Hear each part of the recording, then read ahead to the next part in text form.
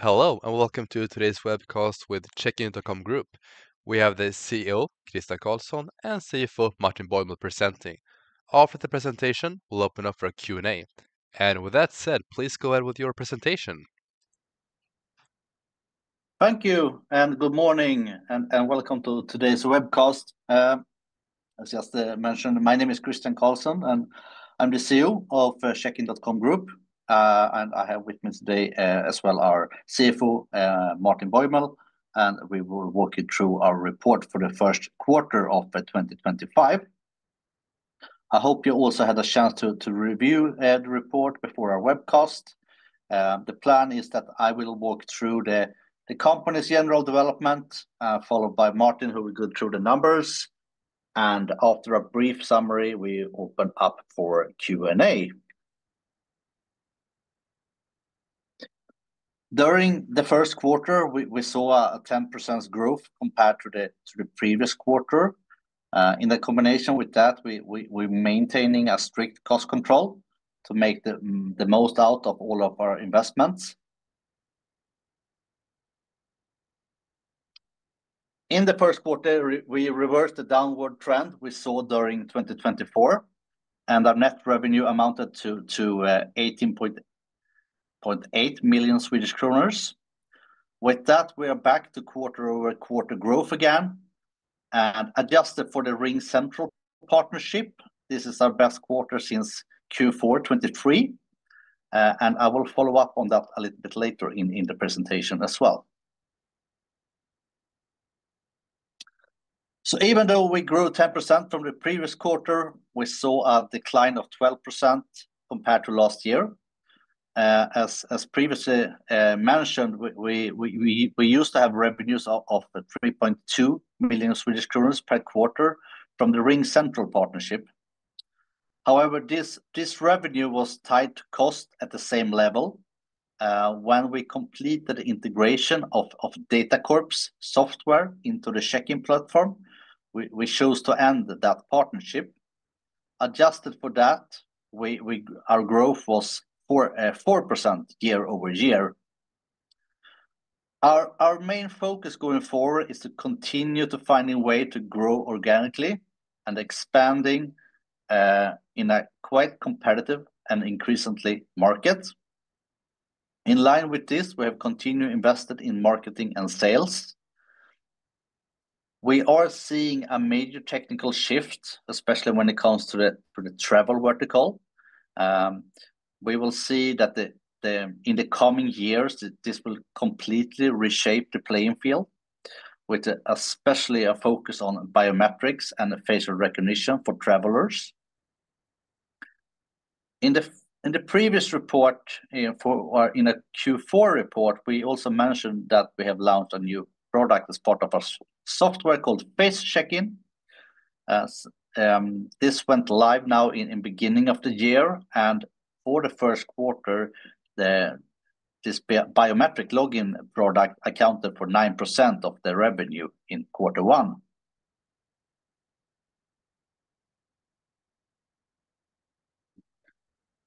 At the beginning of the year, we allocated more resources to our sales and marketing units. We really believe that our software have now reached the level required to work with the largest companies in each industry. Our mission in sales and marketing is now to create conditions to reach companies globally on a much larger scale than before.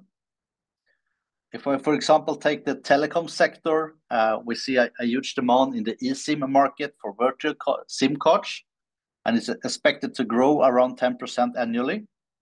With more increasing regulation, we believe it's a lot of exciting opportunities together with this development. And I can also mention the agreement we recently were doing with Ooredoo, which is one of the largest telecom operators in the world. They are like a first mover in their industry in general. So we believe this type of partnerships will not just be interesting because of the new region where we target in the Middle East, but also we know that a lot of other telecom operators around the world looking into what Ooredoo is doing, basically. So we're really excited about that partnership. In the iGaming vertical, Stake.com has been a customer for nearly 9 months. Still, we see that we have not reached the enormous potential to unlock in this partnership. For those of you who's not really familiar with Stake, it's one of the world's largest and fastest growing iGaming operators. And we're now working really closely with them to expand the use of our software across markets all over the world. We see as well it's a strong, continuously demand of our products in more regulated iGaming markets. We see some new requirements coming up, for example, in Belgium and Serbia now from 1st of June.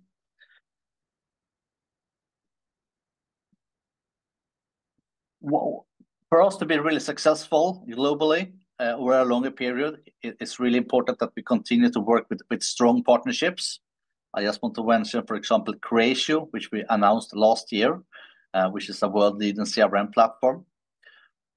These partnerships enable us to reach a much broader base of customers across various types of industries and regions.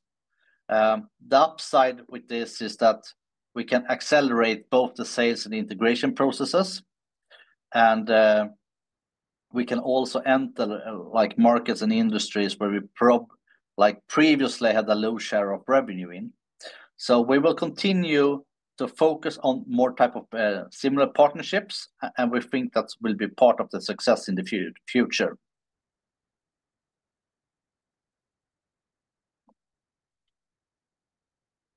For those of you who have followed the news over the past month, there has been a lot of discussions about the upcoming changes that will affect travelers and the travel experience going forward in the upcoming years.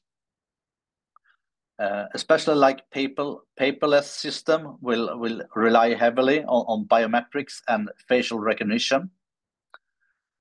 We already seeing that different type of systems will be implemented in different type of regions, meaning that it will be various entry points depending on the service you can offer as a service provider. Our partnerships with, for example, Ryanair and WestJet position us really well to be part of this development going forward. We are as well, of course, in discussions with additional companies in this industry, not just particularly only to airlines, but the whole travel industry. But this industry, compared to others, has been a little bit slower in general with sales process and similar. So we believe that we are in a good spot, and we are quite convinced that we will be part of this technology shift that will apply in the coming years.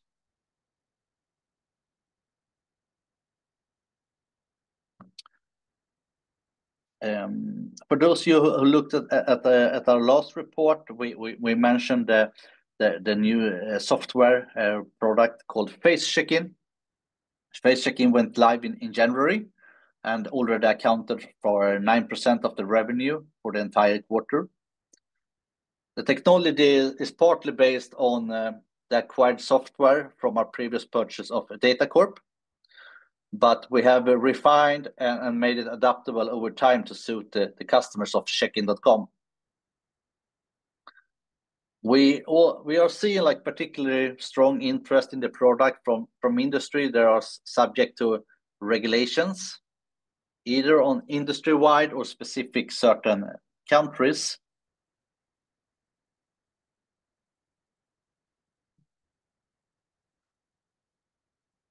For those of you who have followed us since before, you know that our ambition is to reach 80% over time of this classic SaaS metric rule of 40. The target is to maximize the sum of the revenue growth per share and EBITDA margin with the ambition level to reach over 80% over time. The target still remains long term, but we know, of course, it will be a major challenge to achieve this for the full year of 2025 in case we not see a larger acceleration of growth in the coming quarters. And with that, I will leave over the floor to CFO Martin Borgman to sum up the financials. Thanks, Christian. As we've done this previously, the report itself is packed with a lot of numbers, so I'm just going to go through the high-level figures, and then we can leave some time for Q&A in the end. Net revenue decreased by 12% compared to the same quarter last year, and landed at 18.8 million kronor. But compared to Q4 2024, we're up 10%. Then we've also added a new figure here where we show the growth using constant exchange rates, and then the growth was minus 10% compared to last year. The gross margin was 70% in the quarter, lower than what we've previously delivered. I'll get back to this on a specific slide later. EBITDA amounted to 2.3 million kronor with a margin of 12%, and cash flow from operating activities ended up plus just over 4 million.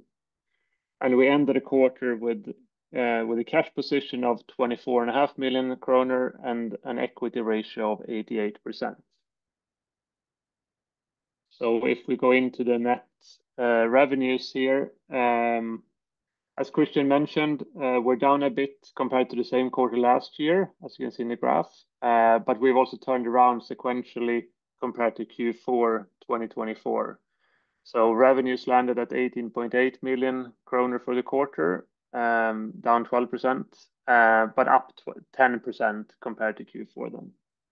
And the decrease from last year was mainly driven by the contract with RingCentral, as Christian already mentioned shortly. And that contract was terminated in the summer, and RingCentral contributed around 3 million kronor in revenue in Q1 last year. So adjusting for that, we actually grew 4% compared to Q1 2024. Looking at gross profit, the gross profit decreased to 13.2 million in the quarter. It's driven by falling revenues, but also the margin of 70% is lower than what we've delivered previously. We've discussed this a little bit in previous report as well, that it's partly driven by the investments we've made in increased capacity to be able to handle higher volumes, especially in servers, server capacity and similar. But we also saw in Q1 now a further effect from our increasing exposure to the iGaming market in South America, where we generally see slightly lower margins compared to the rest of the business.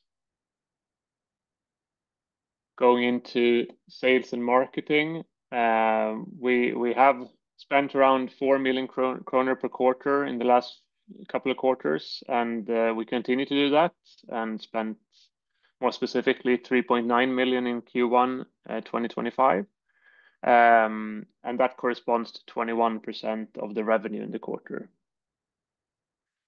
Looking at EBITDA, we're down compared to last year. EBITDA landed at 2.3 million kronor in the quarter, and that corresponds to a margin of 12%. And the decrease in EBITDA is driven by lower revenues combined with lower gross margins, but partially offset by lower operational costs. And to conclude, we ended the quarter with a cash position of 24.5 million kronor. And if you adjust for our net interest-bearing loans, the net cash was just over 17 million kronor. And the equity ratio at the end of the quarter was 88%. And with that, I'll hand it back to Christian for some final remarks and Q&A.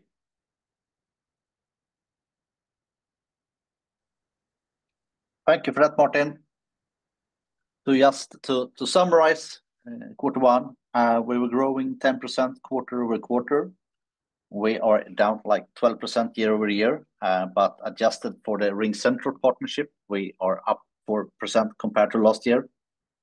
Our main internal focus remains on growth and strict cost control. We are therefore continue our investment in sales and marketing. We see a huge technical shift underway in the travel vertical, and we had a strong start of the year for our newly launched software called Face Check-in. And with that, I will hand over to Finwire Martin and the Q&A. Thank you very much for that presentation. Yes, let's open up the Q&A section. Starting with the first question. You've returned to positive growth. Congratulations. What are the main drivers behind this development? Yeah, thank you. It's a combination of a few different type of factors, but we saw positive signs in the travel vertical in the first quarter. Also, the iGaming vertical we see continue to grow again, and in a combination with a new product, Face Check-in. So it's a combination of a few different type of things that helped us to find positive growth again quarter-over-quarter. And can you tell us more about the current efforts in marketing and in sales? Yeah. So it's crucial for us that we continue to invest in marketing and sales, and we have expanded I would say even the more focus on the marketing function even further. We know that the market for biometric and face recognition solutions are growing with a very high speed right now. It's really important that we are part of that market. But at the same time, we would like those companies globally to find us when they are interested in this type of services, and that we should be the number one choice to shows. Thank you for that answer. Can you tell us more about how you plan to be part of the paperless systems in aviation? Yes, we mentioned that in the presentation already a bit, but I would say the coming 5 years, the reshape of the whole travel industry will change, and biometric and facial recognition will grow. We see that our software can solve many pieces as part of this puzzle with for example, paperless systems and so on. But we also believe different regions can also adapt different type of solutions.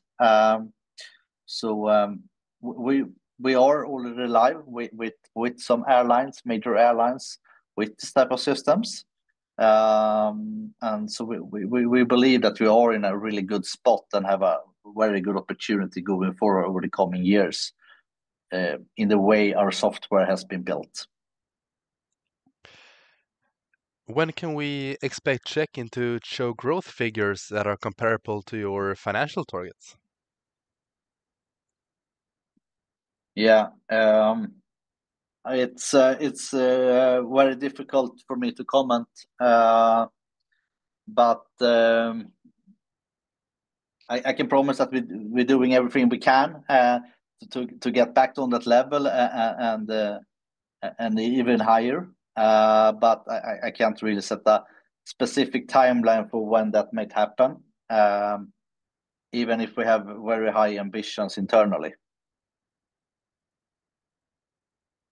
Thank you for that answer. And when do you think we will see positive financial effects of the WestJet deal?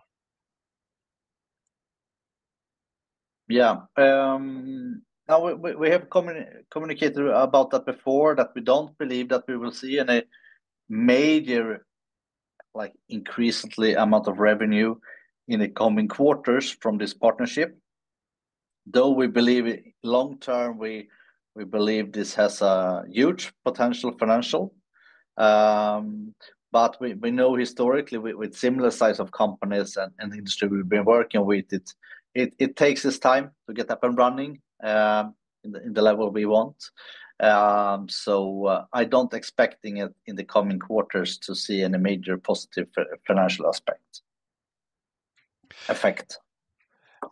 Are there any new regulations underway in various industries that you think will help drive business?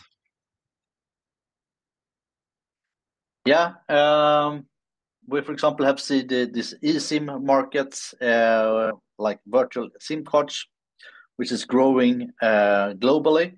It's a very high speed. So, for example, the partnership we made with Ooredoo is basically leading the way. We see that it's continued to getting more and more regulated markets in the iGaming vertical. And we're also seeing that the framework and the requirements in some already regulated markets is getting a little bit tougher for the operators, and you need to know more about your customers already from the registration process. And as mentioned, like Belgium and Serbia, for example, from 1st of June, will implement a new framework for registration and verification of customers on sign up that we will be part of. We also see regulation shift coming up more in Latin America. So and I believe it will continue to happen. That is the trend everywhere right now. So we are very well positioned for this. Has the face checking product grown faster than you expected? After all, it wasn't too long ago since it was launched. Yeah, it's a good question. No, but it has become an important product for us in a short time. At the same time, we know that it's a very good market fit. So especially for, like I said, newly and upcoming regulations. So I don't know if we should going fast, but I'm really happy to see the feedback we're getting from existing and potential new customers about the product. So I think we should have quite high expectations for it going forward. Looking at the gross margin, it has fallen to 70%. What would you say are the reasons behind that? I can jump in and take that one since I covered that on the financial slides. The direct costs that drives the gross margin is, as I mentioned, driven by kind of semi-fixed expenses, especially for servers and third-party services. That includes kind of capacity, server capacity that we need to pay for in order to handle the peaks, and also some annual fixed price license fees that also doesn't grow with our revenues. So when revenues goes down, the direct cost kind of remains the same, which makes the margin go down. And additionally, for this quarter, we've also seen slightly lower margins in the South American iGaming market compared to the rest of the business. So those are the two main explanations behind the gross margin. Okay, thank you, Martin, for clarifying that. What else can you tell us about the collaboration with Ooredoo, and how do you see the telecom industry going forward? Yeah, we've been talking about that in the presentation a bit already, but Ooredoo is one of the world's largest telecom companies, and I would say they are attracted as one of the first movers in their industry. I think they were the first one with 5G and so on. This whole eSIM market or virtual SIM card market is growing really quickly. So it's very, very exciting that we were able to get this partnership together. So we believe that they probably will go live in end of May with the products. So it's a really exciting project that we hope could also expand our reach in this whole industry as well, just outside the Ooredoo partnerships as well. Okay, and we'll take one final question here before wrapping up the Q&A section. Face check-in already accounts for 9% of the business in Q1. How much of that is new business and how much is cannibalizing previous volumes from the same customers? Yeah, so the face checking product, like it's a totally new revenue stream. So I would say the new revenue is coming from existing customers that has started to use the product, and we've also been able to sell this to some new customers, basically. So it's basically a mix of customers that already are customer to us and decided to like expand the use of our software even further, and that we has been able to sign some new deals because of this. Thank you very much, Kristen and Martin, for presenting today and answering all of our questions. And also thank everyone who followed this presentation with Checkin.com Group. And I wish you all a great rest of the day. Thank you very much. Thank you.